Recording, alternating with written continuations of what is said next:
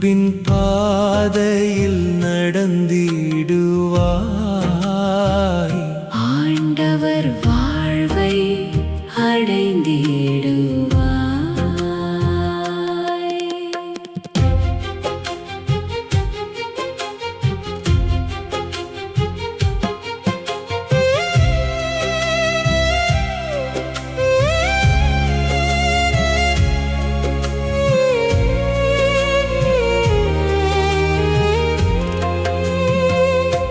எருசலேம் நோக்கி நடந்தாரே, எதிர்வரும் துன்பம் அறிந்தாரே.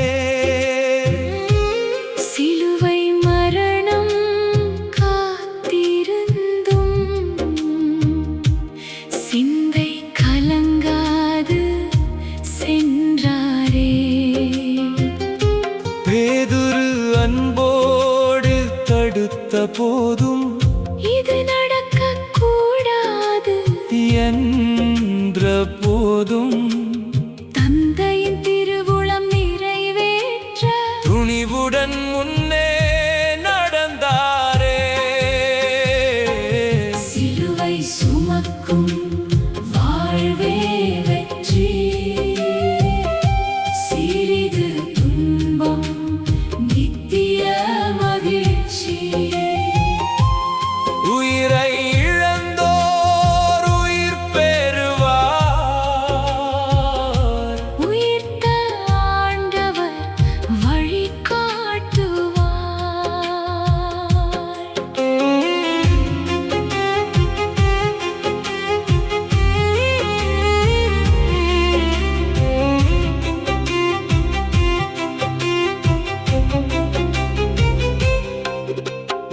உலகம் முழுதும் பெற்றிருந்தாலும் உயிரை இழந்தால் பயன் எதுவோ? செல்வம் புகழும் நிலையற்றதே. இயேசுவின் அன்பே நிலையானது.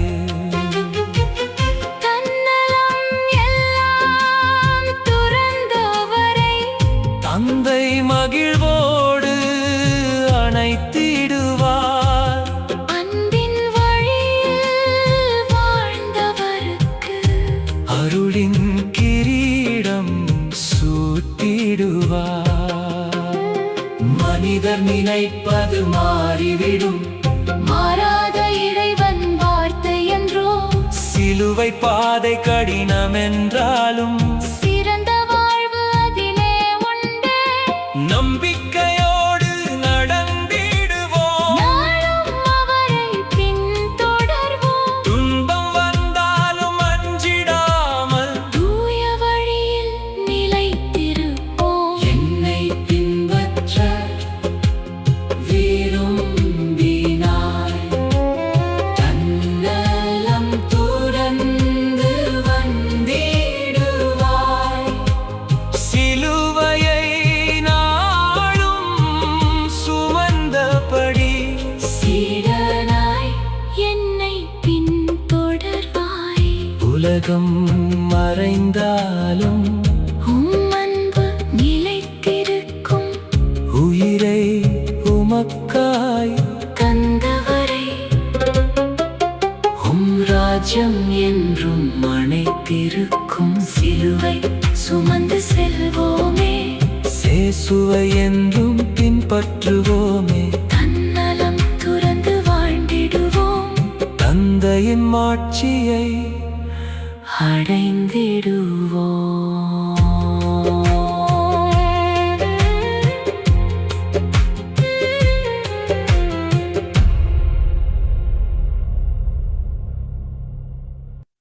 ஆகஸ்ட் மாதம் 30ஆம் தேதி பொதுக்காலம் 22ஆம் வாரம் ஞாயிற்றுக்கிழமை. முதல் வாசகம்.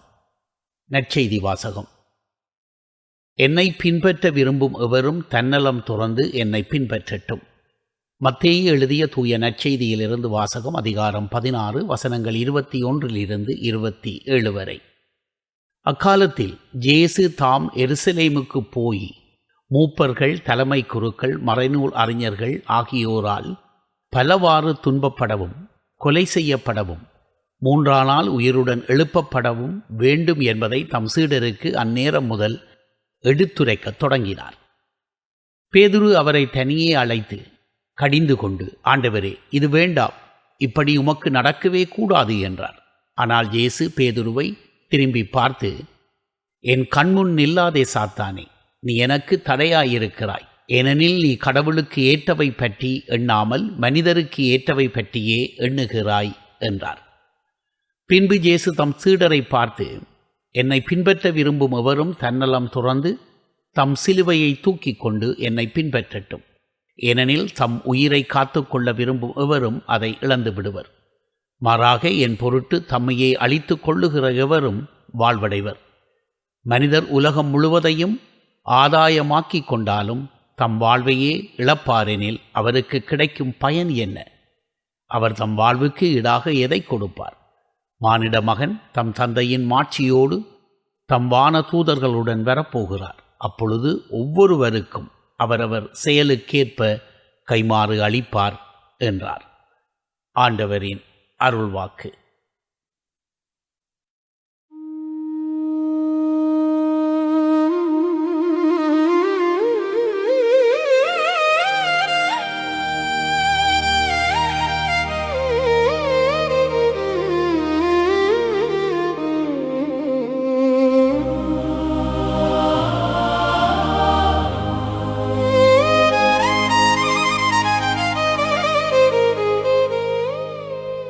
என்னை பின்பற்ற விரும்பினார்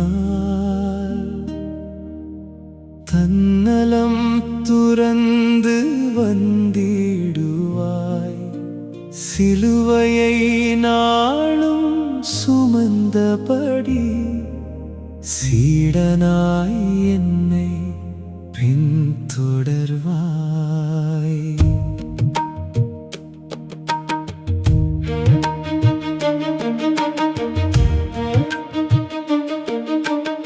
உலகம் தருவது நிலையில்லையே, உயிரின் செல்வம் இறைவனிலே. அன்பின் பாதையில் நடந்திடுவாய், ஆண்டவர் வாழ்வை அடைந்திடுவாய்.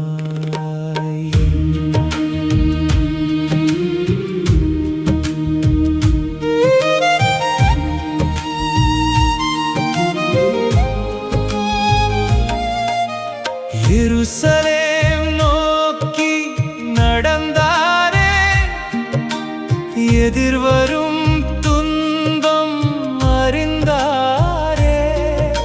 சிலுவை மரணம் காத்திருந்தும் சிந்தை கலங்காது சென்றாரே. பேதுரு அன்போடு தடுத்த போதும் இது நடக்கக்கூடாது என்ற போதும் தந்தையின் திருவுளம் நிறைவேற்ற துணிவுடன் முன்னே நடந்தாரே. சிலுவை சுமக்கும் வாழ்வே வெற்றி, சிறிது துன்பம் நித்திய மகிழ்ச்சி. உயிரை இழந்தோர் உயிர் பெறுவார், உயிர்த்த ஆண்டவர் வழிகாட்டுவார்.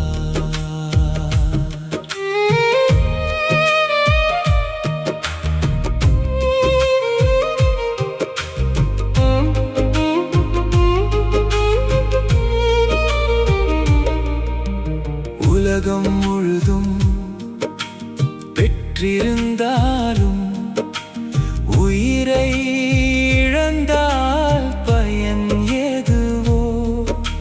செல்வம் புகழும்